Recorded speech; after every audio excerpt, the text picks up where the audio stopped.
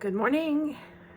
It's Robin from the Evolving Home Quiz Crew, and today I thought I would talk a little bit about MS, multiple sclerosis, multiple scars.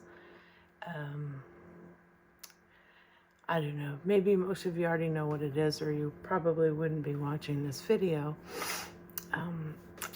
But yes, I have MS, and I kind of just wanted to talk a little bit about the journey after I was diagnosed. The first, and forgive me with my ums because I do say a lot. Hopefully I'll get better at that. So the beginning of the journey, the doctor that I was diagnosed by wanted to do aggressive treatments and wanted to put me on Ocrevus. And if you're familiar with MS, you are probably familiar with Ocrevus, but the waiting, I believe there was a reason in the waiting and the insurance hang-ups and what have you. The whole time, Sean and I are belaboring the side effects and how it's going to affect me. And we had spoken to one person at the post office, really sweet gentleman who had said nothing but wonderful things about it. He went from being in a wheelchair to going back to his work program and couldn't have recommended it higher. So we had that recommendation as well as, just internet. You can get stuck on the internet with all the information that's out there. But anyway, the point is that I believe that the pause in the insurance getting it approved and our decision to do something different was divine intervention. What I did next was remember a neurologist in the Tucson area. I don't know if she's called functional, but a sense of neurology, which was, what is the word? See, that's one of the things. I have trouble getting words out. So forgive my pauses and my thinking, because I do that a lot. But different in the aspect that she approaches neurology, I guess, in a different way. So I had remembered I had taken my daughter there when she was a teenager and having lots of pain problems, hoping that she could offer her something different. And in that visit, we got to see all the different ways that she treats neurological issues, and she's very into treating PSD, and of course other things. And I just remember really liking her. Unfortunately, at that time in our life, we really couldn't afford it, and her health issue is another story, unfortunately. But of course, just so you know, she's perfectly happy and healthy now.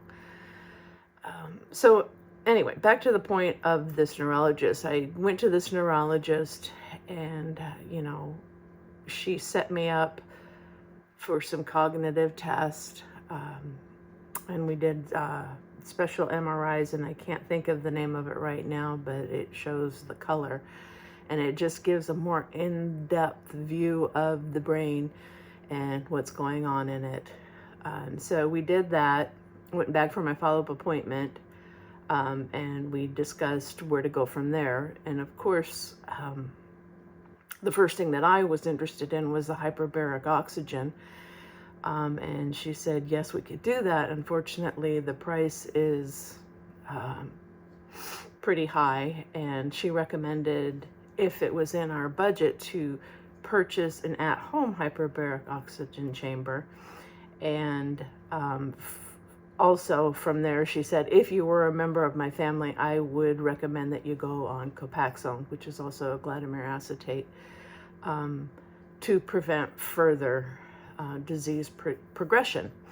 So Sean and I talked about it quite a bit, and of course we decided to move forward. The cost of the hyperbaric chamber was out the door with the chamber, the oxygen concentrator, and everything was about $7,000. So of course we didn't have $7,000 laying around, but the cost of all the meds and everything I would have gone through the other way, just kind of comparing that and the fact that the hyperbaric oxygen chamber would belong to us, we decided to pull the plug, put it on a credit card, got some free financing for 12 months, and we did it. From there, when we got it, it was so exciting. We set it up, and I went through, I think, a 40 day specifically, every day, 1 hour a day routine. At that time, Sean was at home, working from home. Boy, those were the days. He was able to help me out with a lot of things, because at that time I was not doing very well, but to get me in and out of the chamber, which is not an easy thing to do when you're by yourself. But a 40-day regimen of that, and I can tell you that it really, really helped by leaps and bounds. But during that period also, I was on the Copaxone.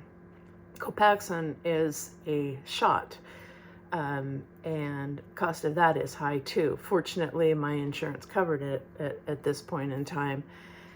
So it's 3 times a week, and I was injecting it in my arm, in my belly, in my buttock hip area, and my leg.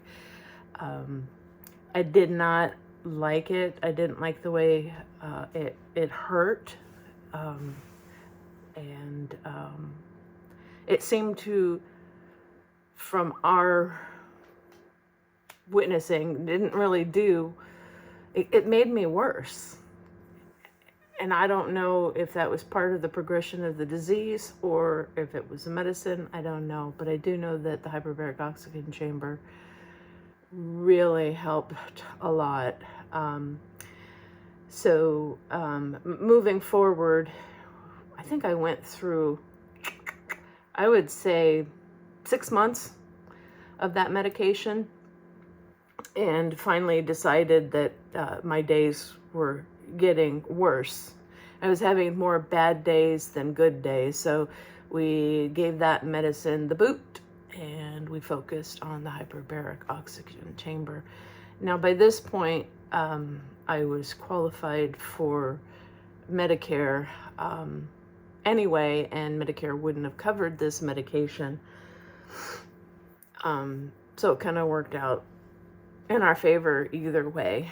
So that's what I did for quite some time.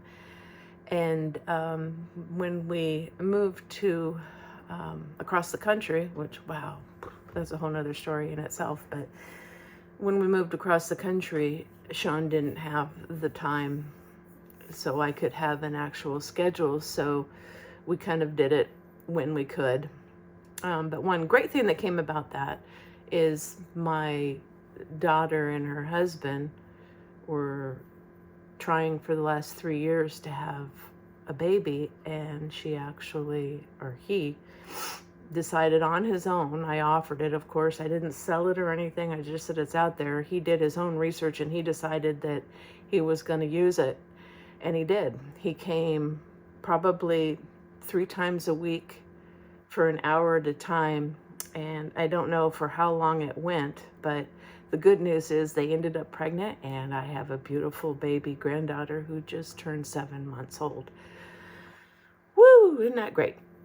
So I've been watching her, and getting back to what I'm doing now, I've decided through, again, all the research on the internet and, opinions and everything, that I was going to try to eliminate more of the processed foods, less dairy, all of the things that they do recommend. And I kind of went full force on that. and was feeling great, great, great, great. Actually losing some weight, and that was great too. I've kind of slipped. That's where I'm at right now. I do hope to sometime get back in the chamber and do another course, because they do recommend 40 days straight. So hopefully sometime soon I'll be able to get that back in my schedule. But anyway, that's where I am right now in my journey. The pain is still there. I don't walk like a normal human being anymore, but I watched a video this morning from Wayne Dyer where he was talking about, I love him. If you haven't looked at his videos, you should. But he was talking about how he had leukemia and how he said, okay, that's what I have, and this is just what God's given me, and I'm going to live with it however I can. And that's kind of how I feel. I live each day a new day. Each day, sometimes I have more problems, and sometimes I feel like $100. This is the nature of multiple sclerosis.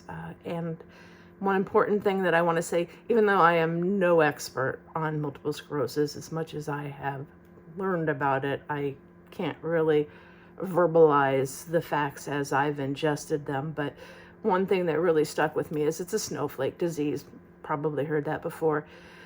And no one's the same. So I just have to treat this as I know how, and with God helping me through it, and with prayer and mindfulness and good nutrition, and anything I can do to make my life better, make the lives around me better. My main thing was being able to watch my granddaughter when my daughter went to work, and thankfully I have been able to do that for the last 4 months, and it has just filled a place in my heart that I can't even explain it. She's just such a joy in our life, and I think that it has helped me. And I do think that your mindset is very important when you're dealing with something like this. And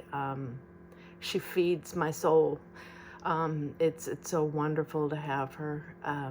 Unfortunately, her mom, actually fortunately for her mom and my son-in-law, she's going to be able to stay at home and raise her. So that's just a super blessing for our family. I'm just hoping that I'll get to see her very often. So anyway, just want to take this moment to tell you about my journey with MS. There's a lot more before all this, but this is where I'm at now. And geez, thank you so much for taking the time to listen.